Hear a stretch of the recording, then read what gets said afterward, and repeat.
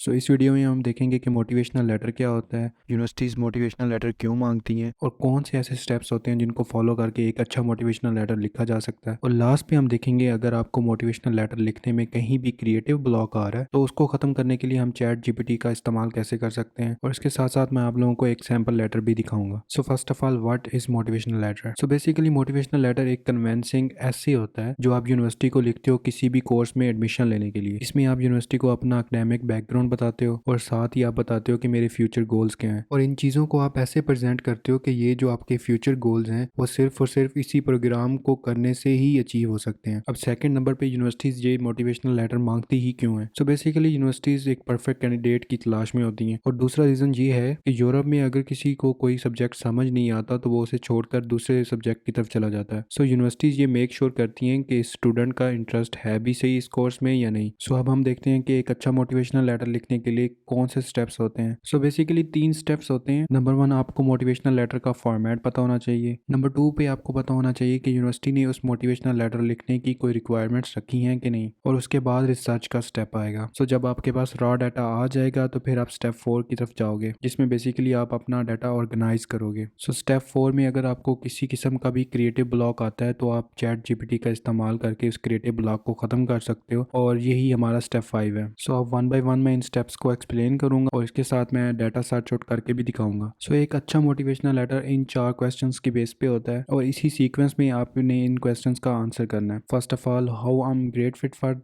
this program. Secondly, what are my professional aims after finishing this master program? Thirdly, how this program will help me achieve my professional aims. और last number पे आप अपनी achievement mention करोगे। सो अब हमें format पता चल गया है। अब हम देखेंगे जाके यूनिवर्सिटी की वेबसाइट पे कि आप मोटिवेशनल लेटर लिखने के लिए यूनिवर्सिटी ने कोई रिक्वायरमेंट रखी है या नहीं, क्योंकि मोस्टली यूनिवर्सिटीज़ पेज की रिक्वायरमेंट रखती हैं या वर्ड काउंट की रिक्वायरमेंट लाजमी रखती हैं। सो अभी मैं आपको बताता हूँ कि कैसे सर्च आउट करना है। सो हम .डी पे जाएंगे और यहाँ पे आपने सिंपली यहाँ पे इंटरनेशनल प्रोग्राम सेलेक्ट कर लेने हैं। सो यहाँ पे मैं मास्टर डिग्री सेलेक्ट कर रहा हूँ। कोर्स की लैंग्वेज मैंने इंग्लिश रखी है, और जस्ट टू शो यू मैं ये एग्रीकल्चर ही सिलेक्ट कर रहा हूँ। सो इसमें हम ये पहला सिलेक्ट कर लेते हैं। सो इसमें हम ये एग्रीकल्चर बायोसाइंस को देख लेते हैं, और ये है भी टेक्निकल यूनिवर्सिटी ऑफ म्यूनिक में, विच इज़ वेरी फेमस। सो हम सिंपली यहाँ पे रिक्वायरमेंट के सेक्शन में आएंगे। सो यहाँ पे हम स्कैन आउट करने की कोशिश करेंगे कि यहाँ पे कोई मोटिवेशनल लेटर की रिक्वायरमेंट्स दी गई हैं कि नहीं। सो आई थिंक सो नॉट। तो सिंपली आपने इस कॉर्नर में आ जाना है, और यहाँ पे ये कोर्स वेबसाइट का एक लिंक दिया हुआ है, इसको क्लिक करेंगे तो कोर्स की वेबसाइट खुल जाएगी। सो हमने सबसे पहले देखना है कि मोटिवेशनल लेटर लिखने की कोई रिक्वायरमेंट है कि नहीं। सो इस पेज को अच्छी तरह से देख लेना है। सो अगर हम यहाँ पे how do you apply for a place of study, तो यहाँ पे उन्होंने मेंशन किया हुआ है कि मोटिवेशन फॉर द प्रोग्राम,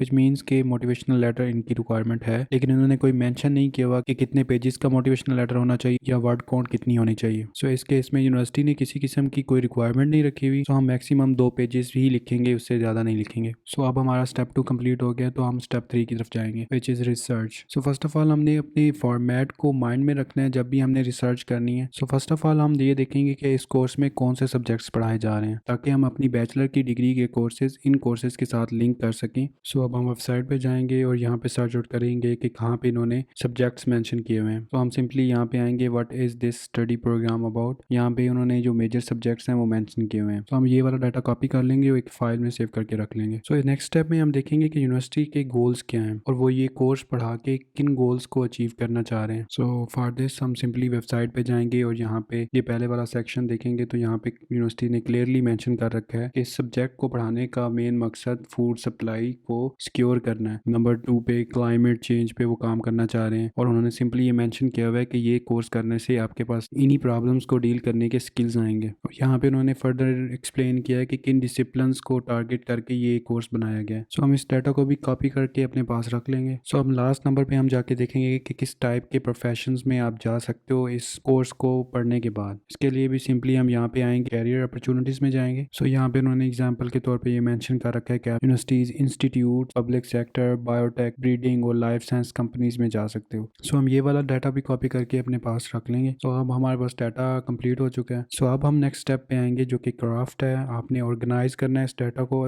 जो पीछे हमने पहले स्टेप में फॉर्मेट पढ़ा है उसके हिसाब से। हमने पहले क्वेश्चन का आंसर करना है कि how I am great fit for this master program. So इस क्वेश्चन को आंसर करने के लिए हमने सब्जेक्ट्स को लिंक करना है अपनी बैचलर की स्टडी में जो कोर्सेज पढ़े हैं उनके साथ, सो दैट हम यूनिवर्सिटी को ये बता सकें कि हम इस कोर्स के कितने रेलिवेंट हैं, और ये भी बता सकें हैं कि हमारे पास स्किल लेवल है इस कोर्स को कंप्लीट करने के लिए। सो जस्ट इन केस अगर आपकी बैचलर की स्टडी में सिर्फ एक दो सब्जेक्ट्स ही इस कोर्स के सब्जेक्ट्स के रेलिवेंट हैं, सो आप मेक श्योर करो कि आप कुछ एक्स्ट्रा कोर्सेज कर लो फ्रॉम कोर्सेरा या यूडेमी जो कि आपके इंटेंडेड कोर्स के रिलेटेड हो, और साथ उनको भी मेंशन कर लो, इससे आपकी रेलेवेंसी और बढ़ जाएगी। सो इन दो चीज़ों को मेंशन करने के बाद हमारा पहला क्वेश्चन का आंसर कंप्लीट हो जाएगा। सो अब हम देखेंगे कि हमारा दूसरा क्वेश्चन क्या था। सो हमने दूसरे क्वेश्चन में ये डिफाइन करना था कि what are my professional aims after finishing the master program. So हमने इसमें अपने प्रोफेशनल एम्स बताने हैं, तो इसके लिए हमें वो डाटा चाहिए होगा जिसमें हमने प्रोफेशंस कॉपी करके रखे थे जो इस कोर्स को करने के बाद हम कर सकते हैं। सो फॉर एग्जाम्पल आप कहते हो कि मेरा professional aim life science companies में जाना है, आप कहोगे मेरा professional aim life science companies में जाना है, और फिर आप इसका रीजन भी मेंशन करोगे, वो भी यूनिवर्सिटी के गोल के साथ अपने आप को मैच करते हुए। सो एक दफ़ा दोबारा से इस एग्जाम्पल को देख लेते हैं। सो आप कहोगे कि मेरा professional aim life science companies में जाना है ताकि मैं ऐसी क्रॉप्स ब्रीड कर सकूं जिसकी वजह से हमारी फूड सप्लाई सिक्योर हो जाए, या उन क्रॉप्स को उगाने के लिए हमारा क्लाइमेट खराब ना हो। सो इस तरह आप लिंक करोगे इसको। तो अब हम नेक्स्ट क्वेश्चन की तरफ जाएंगे जो कि हमारा है how this program will help me achieve my professional aims. तो इसमें सिंपली आप वो सब्जेक्ट्स मेंशन करोगे जो इस कोर्स में पढ़ाए जाएंगे, और लिखोगे क्योंकि मेरा प्रोफेशनल एम ब्रीडिंग और लाइफ साइंस कंपनीज में जाना है, सो इन सब्जेक्ट्स का नॉलेज होना बहुत ज़रूरी है जो कि सिर्फ इसी कोर्स में पढ़ाए जा रहे हैं। सो लास्ट पे आपने अपनी अचीवमेंट्स मेंशन करनी है जो कि आपने बैचलर की स्टडीज़ में अगर कोई सेमिनार्स वगैरह करवाए हैं, कोई असेसमेंट कैंप्स वगैरह या इस तरह की कोई चीज़ की है, या कोई एक्स्ट्रा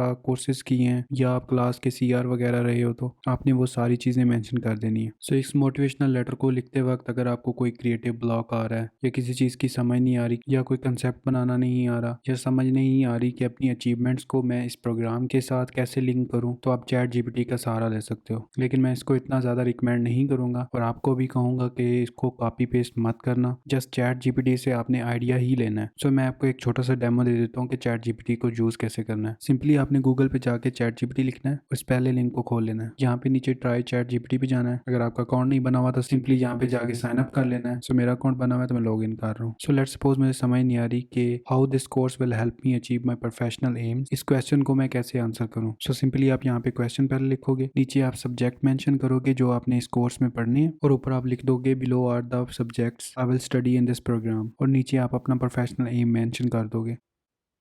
तो जैसे ही आप इंटर करोगे तो आपको सब्जेक्ट्स के रिलेटेड डिस्क्रिप्शंस मिल जाएंगी, और स्पेसिफिकली ये लिंक होंगी आपके फ्यूचर प्रोफेशनल गोल के साथ। सो आप सिंपली मेंशन कर सकते हो कि फिजियोलॉजी मुझे हेल्प आउट करेगी, जो की जगह आप मी लिखोगे बायोलॉजिकल प्रोसेस समझने में, और मुझे हेल्प आउट करेगी program to develop crops and livestocks that are more productive and resilient. So इस तरह के आप इसको तोड़ मरोड़ के आपको एक आइडिया हो जाएगा कि अच्छा मैं इस तरह इसको करके लिख सकता हूँ। अगर आपको समझ नहीं आ रही है, उसने पैराग्राफ सही नहीं लिखा चैट जीपीटी ने, तो आप दोबारा से यहाँ पे लिखोगे रीराइट। अगर उसने लिखना छोड़ दिया है तो आप इसको दोबारा से कमांड दे के कह सकते हो कंटिन्यू राइटिंग, तो ये और डाटा आपको लिख के देगा। सो डिस्क्रिप्शन में आपको एक सैम्पल मोटिवेशनल लेटर का लिंक मिल जाएगा, make sure to check it. So आज की वीडियो में बस इतना ही। तो अगर आपको किसी किस्म का कोई भी क्वेश्चन है तो आप कमेंट सेक्शन में बता सकते हैं मुझे, या मुझे डीएम कर सकते हैं ऑन इंस्टाग्राम। और इस वीडियो में अगर आपने कुछ भी नया सीखा है तो make sure to like this video and subscribe for more such amazing videos.